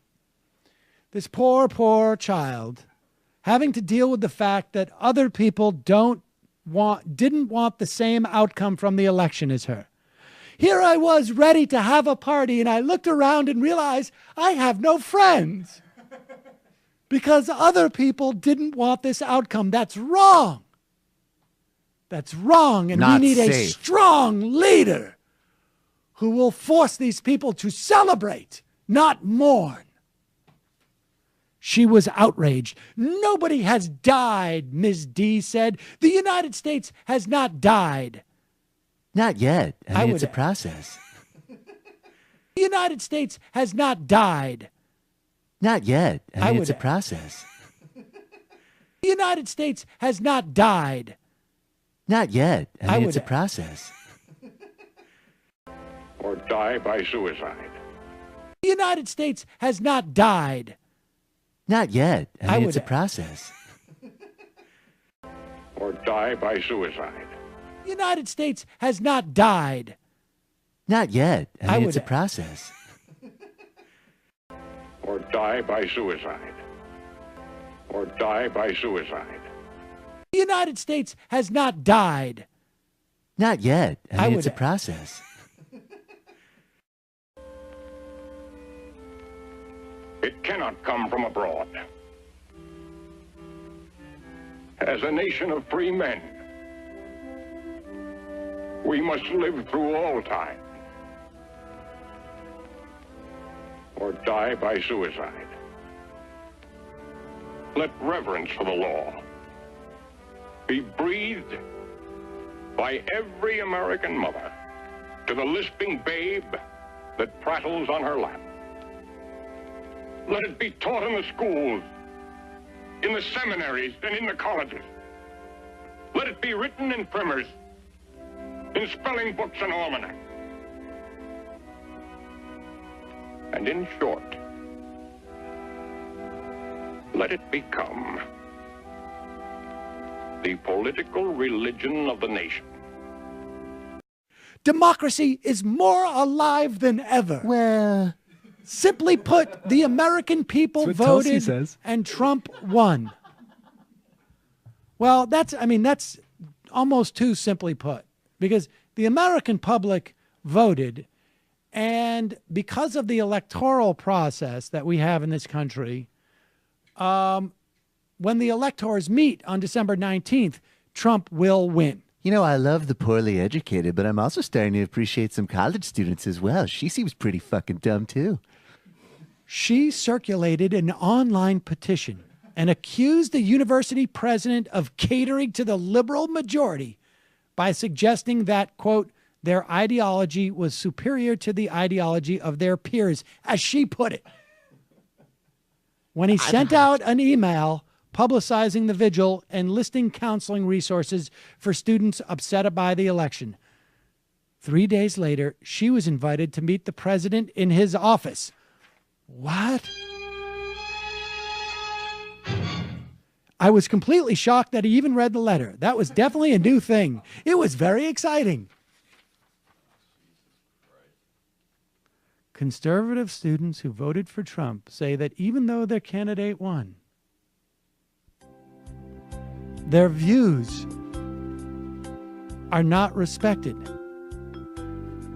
Some are adopting the language of the left, saying they need safe spaces to express their opinions. I feel that Mexicans are not human, and I would like to not be demonized for expressing that in a collegial environment. Maybe it turns out that safe spaces is not just about the left, it's about children. For we wrestle not against flesh and blood, but against principalities, against powers, against the rulers of the darkness of this world, against spiritual wickedness in high places. Wherefore, take unto you the whole armor of God, that ye may be able to withstand in the evil day, and having done all, to stand. Stand, therefore, having your loins girt about with truth, and having on the breastplate of righteousness, and your feet shod with the preparation of the gospel of peace. Above all, taking the shield of faith, wherewith ye shall be able to quench all the fiery darts of the wicked, and take the helmet of salvation and the sword of the Spirit, which is the word of God, praying always with all prayer and supplication in the Spirit, and watching thereunto with all perseverance and supplication for all saints.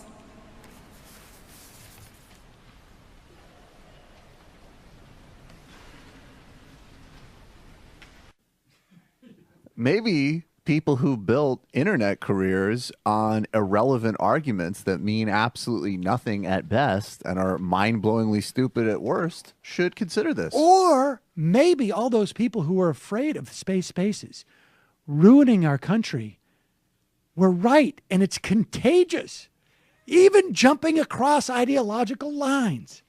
But this is the best part.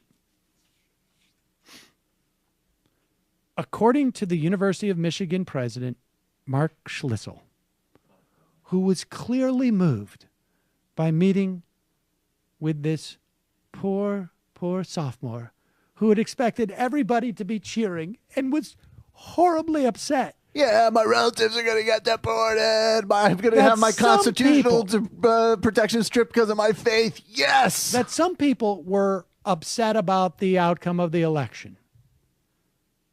He wrote in a campus-wide message that bias incidences have been reported. A student walking near campus was threatened with being lit on fire because she wore a hijab. Other students were accused of being racist for supporting Mr. Trump. Wow. Can you read that again? Let's see. On one hand, there are bias incidents that have been reported. On one hand, a student was threatened with being lit on fire. It's an incident of bias. Yes, because she wore a hijab. But on the other hand, some students were accused of being racist for supporting Donald Trump. And in addition to that, some students didn't feel the safety to threaten Muslim students with being lit on fire because they support Donald Trump. Why isn't everybody getting together to have a vigil to ban Muslims? I feel like I feel left out of the conversation. The only thing that really happened to that girl is that she didn't have to go to class the next day, and so she's the most annoying. The thing that really happened to that girl is that she didn't have to go to class the next day, and so she's the most annoying.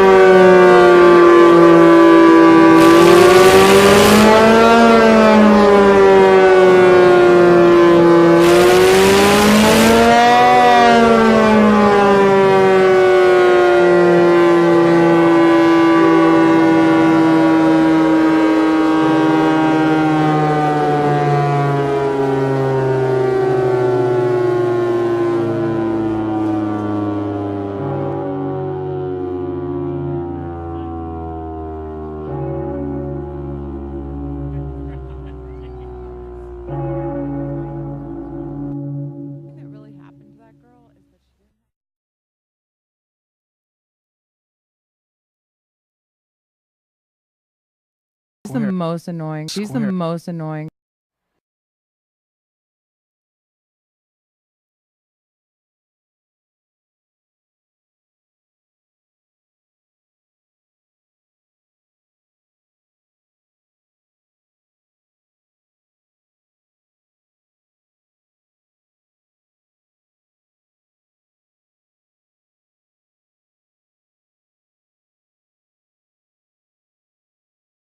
Ladies and gentlemen, would everyone please direct your attention to the 50-yard line. Tonight we honor young men and women from the Bay Area as they take their oath of enlistment prior to departing for basic training with the Army, Navy, Marine Corps, and Air Force. Captain Tony Laird, United States Navy, Department Head for the Cal Berkeley Military Affairs Department, representing Cal ROTC, will give the oath. The mustering adjutant is Ensign Jia Zhang, a 2008 Cal graduate. This ceremony dates back to the Revolutionary War, where all military personnel, regardless of rank, were required to swear allegiance to America and to defend its soil. These men and women are now taking the oath to enlist in the military and join the long line of Americans who have fought to defend their country. Ladies and gentlemen, please rise for the oath ceremony.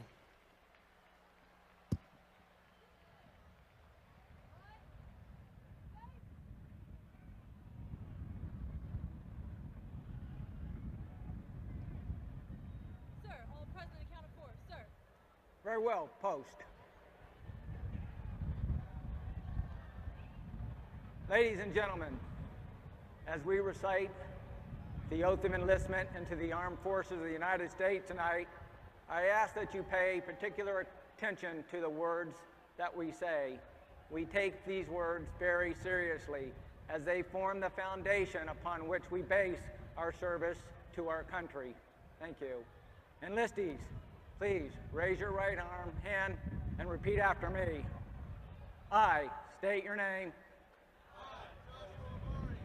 Do solemnly swear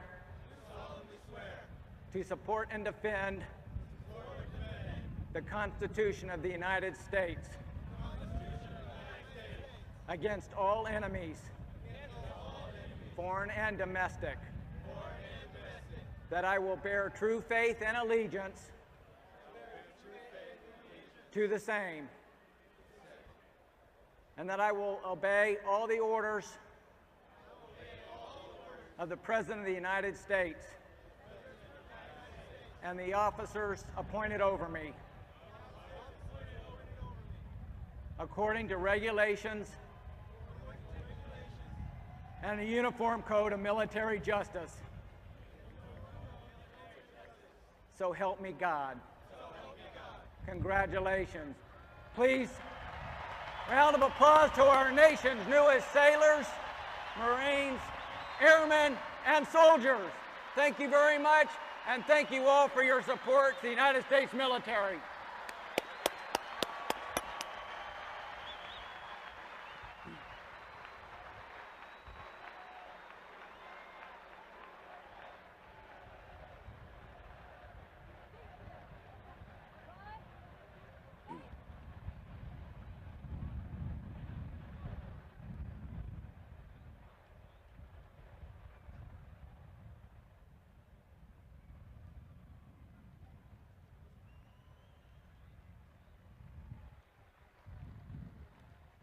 Okay. Thank you very much.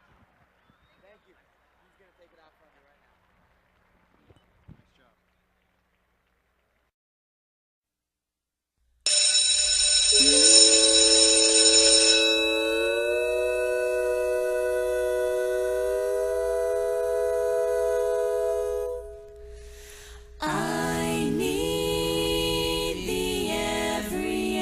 Everyone's least favorite part of school is the dreaded exam. But if you fear flunking, sometimes creative measures must be taken. Here are some shocking things students did to pass exams.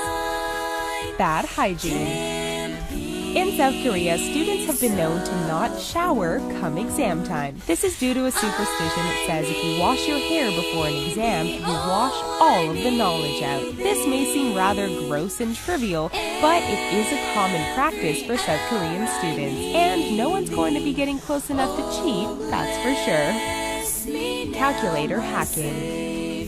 Usually before a math test that requires a calculator, instructors will go around the room, test out the devices, and clear any stored data so that students can't look in past archives to find the answers. However, in this day and age, with the ability to hack technology, students have been figuring out ways to hack into graphing calculators, like a TI-83, and upload programs that will restore deleted data or even upload additional notes to help them pass a test.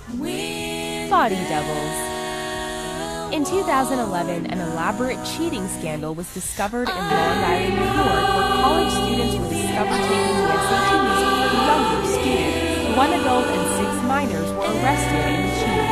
The adult that was arrested was accepting payments of up to $2,500 to take the SAT. He started this in 2009 and used fake IDs to get into the exam venues. He ended up facing felony charges, and testing facilities tightened up their security.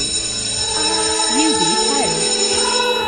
According to an article in the Daily Mail, numerous students have been purchasing UV pens, which are only a few dollars, and using them to write answers on their arms, pants, and water bottles. In regular light, the notes will be invisible. All students need to do come exam time is shine the UV light to the area they wrote on, and their notes will appear. Think of it like writing with invisible ink, and praying that the teacher doesn't notice the UV. When an anonymous college student from St. Louis, Missouri was struggling with her college course, she figured out a way to get her passing grade. She asked her 49-year-old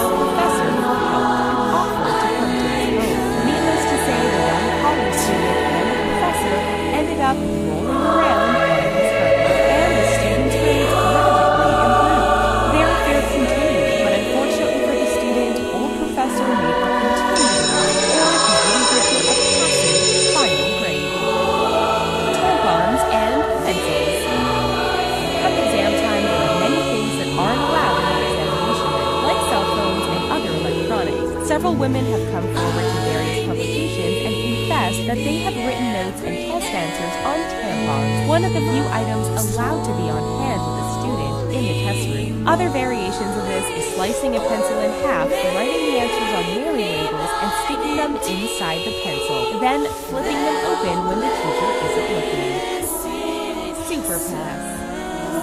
In Hong Kong, China, there is a series of activities called Yin-Wo, or Super Pass, that students can participate in for a month before exam time. It starts at a Chinese restaurant where students will eat a dish consisting of pork cues and cashews. Cashews are especially important because it sounds like a dish to pass in Chinese. Then each student will have a turn to try a slice of roast meat in half. If the student is successfully slicing the sacrificial offering, it's believed they will pass. Finally, the students will eat kiwis because the Chinese name kiwi sounds like easy to pass exams. Smart cameras. This story sounds like it's straight from a spy movie. Students in Thailand were caught taking photos of exam questions with smart cameras in their eyeglasses. The photos would then be sent to an unknown person who would then research the answer and send it back to the student's smartwatch. Other students around the world have tried the same technique, but some were caught because they forgot to silence their watches when the exam started. Cheating for a visa. In 2015, the United States Department of Justice intervened after 15 Chinese individuals took exams such as the SATs and the test of English as a foreign language while posing as other Chinese individuals still in China. Each student was paid up to $6,000 and sent false passports with the names of the other students in China and inserted their photos. The reason behind this was that the students still in China wanted to study and go to college in the United States so they could get a visa. The scheme took place between 2011 and 2015. The situation went from an academic issue to an immigration issue really quickly. Boycott. Peter Frolic was a professor at Johns Hopkins University, and he was well known for grading on a curve. Whatever student got the highest score, their score would be considered an A, and so on and so forth. At the end of the fall term, students in Frolic's classes collectively decided to boycott the final so that the highest score would be 0. The boycott worked, and all of the students passed their final with an A. Frolic altered his grading policy after the incident. Have you ever done anything a little crazy to pass an exam? Let us know in the comments, and don't forget to study hard and earn those grades. Thank you for tuning in to The Richest, and don't forget to come see us again for more awesome videos daily. Thanks for watching.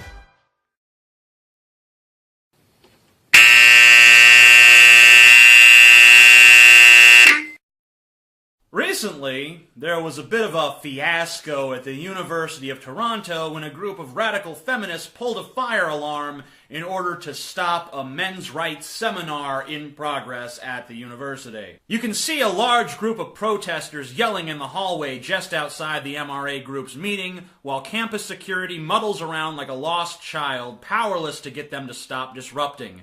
The fire alarm then goes off, and the feminists cheer like banshees, ecstatic that they've used bully tactics to silence the opposing point of view.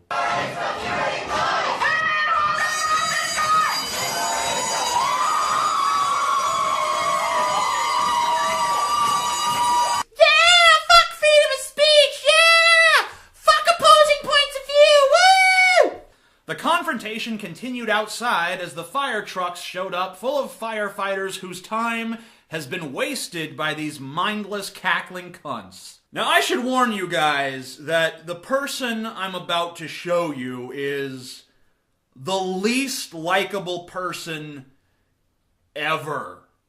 Like, you will become nauseous. If you've eaten recently, I guarantee you that you need to go to the other... Pause the video. Pause it. Go to the other room, get a bucket, get a container, set it on your lap, because there's a good chance you will vomit. Roll the clip. If you'd shut the fuck up and let me read my list, there's the fucking proof. And so I obviously can't like. So, number one, shut the fuck up for a second.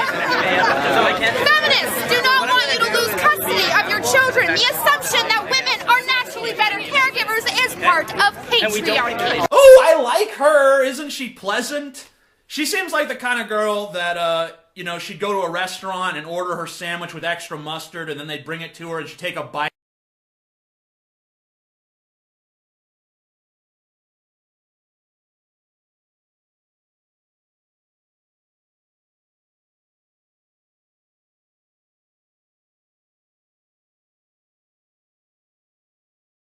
Thanks for riding. Please push your safety bars up.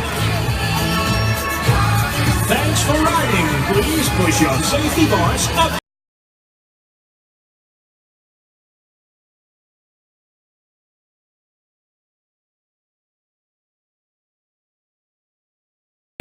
Thanks for riding. Please push your safety bars up. Buy your tokens at the cash box if you would like to ride the ski jump.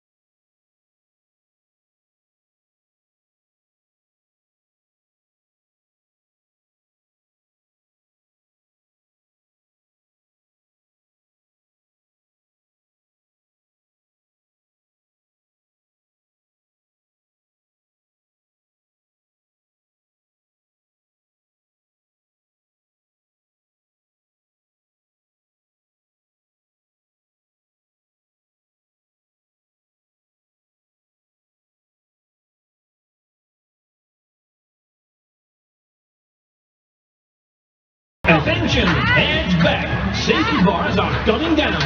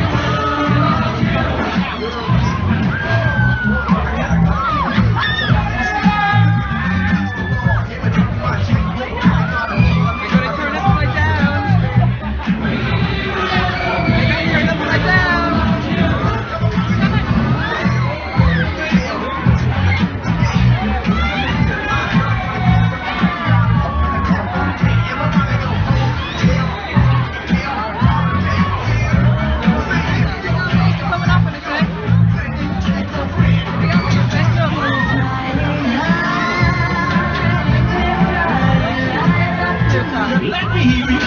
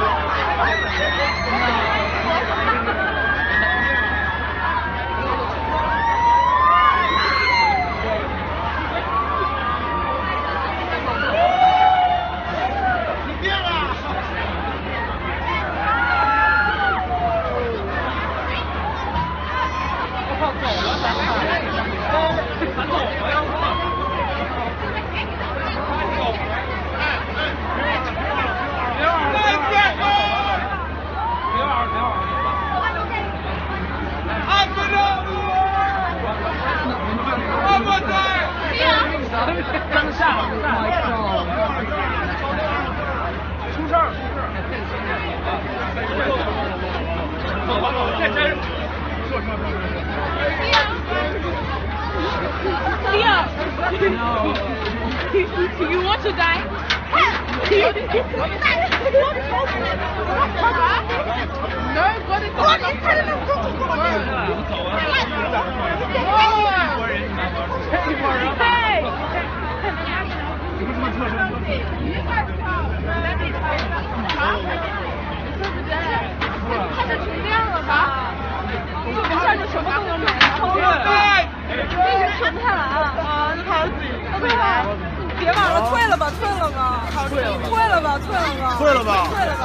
They're all getting the money back. Oh,这超快